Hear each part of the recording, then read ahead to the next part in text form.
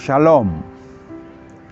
Katekese singkat kali ini saya akan membahas mengenai tanda salib, tanda agung. Ada pengalaman seorang Katolik di mana saat dia kecil dia sering ditanya sekaligus diejek. Orang Katolik mengusir lalat kalau berdoa. Hal ini terjadi saat orang melihat orang Katolik yang berdoa, terutama pada saat membuat tanda salib. Dalam penilaian, si penanya atau pengejek, gerakan membuat tanda salib terlihat tidak khidmat. Dan bila diperhatikan, tak sedikit orang Katolik membuat tanda salib secara serampangan dan asal-asalan. Yang ditangkap orang lain bukanlah sikap khidmat, hendak berdoa, tapi sikap orang berjurus silat, sikap orang mengusir lalat, karena terlihat cepat dan asal-asalan. Kebiasaan itu turun-temurun, dilestarikan bersama-sama. Lihat saja setiap doa bersama atau awal akhir misa.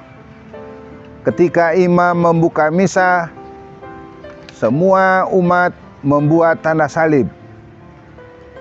Tetapi siapa yang taat dan setia pada perkataan imam, apalagi yang dinyanyikannya, saat ucapan baru sampai dan putra, ada umat yang gerakannya sudah sampai amin.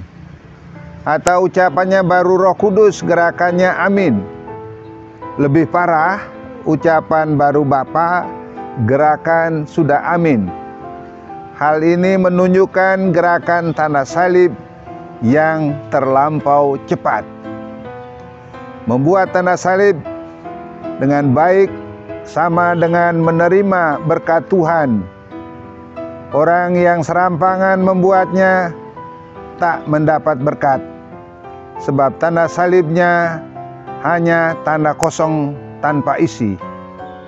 Bukan Tuhan tak memberkati, tapi si orang tak menyiapkan diri menyambut berkatnya. Selain untuk diri sendiri, tanda salib yang khidmat juga kesaksian iman yang dilihat orang lain akan meresap dalam hati. Kalau orang melihat yang khidmat, hatinya akan khidmat. Kalau orang melihatnya yang gaduh dan serampangan, hatinya terbawa. Rasanya mulai sekarang kita perlu bertobat dalam hal membuat tanda salib. Mengubah kebiasaan bertahun-tahun tentu tidak mudah, tapi asal kita mau pasti bisa. Membuat tanda salib yang kusuk dan khidmat dengan cara agak lambat, penuh kelembutan, merupakan kesempatan untuk meresapkan satu persatu gerakannya. Jika cepat-cepat, mana bisa. Dengan tanda salib yang khidmat, kita bisa mengingat siapa itu Bapa, Putra, dan Roh Kudus. Kita juga ingat makna salib, salib Tuhan dan salib kita sendiri. Mari sekarang kita lebih kusuk membuat tanda salib. Tanda salib bukan sekadar tanda, tapi berkat dari Allah Tritunggal. Saat membuat tanda salib, si pembuat diberkati oleh Allah sendiri. Itulah tanda yang punya makna dan isi. Isinya luar biasa, dahsyat dan hebat.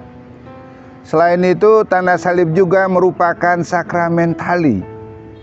Ada satu hal yang bisa direnungkan, yaitu betapa senangnya kalau ada satu orang saja menjadi pengikut Kristus hanya karena melihat Anda membuat tanda salib? Bisakah? Bisa. Dan sudah terbukti, sebab tanda salib yang agung, khidmat, dan anggun itu telah menyapa hatinya. Tuhan memberkati kita sekalian. Amin.